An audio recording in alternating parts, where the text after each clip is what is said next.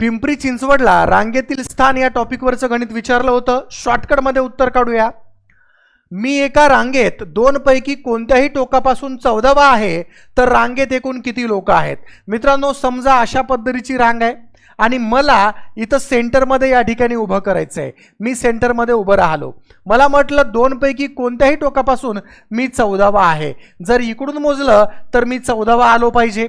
14वा येण्यासाठी माझ्या अगोदर 13 मुलं पाहिजेत. जेव्हा मी इकडून मोजेल तर 13च्या नंतर माझा 14वा क्रमांक. इकडून देखील 14वा पाहिजे तर याच्या अलीकडं 13 मुलं पाहिजे. इकडून जेव्हा मोजेल तर 13च्या नंतर माझा 14वा क्रमांक. आता म्हणतात एकूण मुलं किती आहे.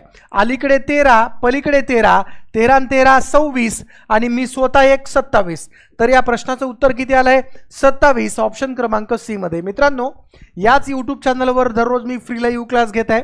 व्हिडिओच्या खाली सबस्क्राईब नावाचं बटन आहे, त्याला सबस्क्राईब करून घ्या. रोज तुम्हाला फ्री लाईव्ह क्लासचं नोटिफिकेशन भेटेल.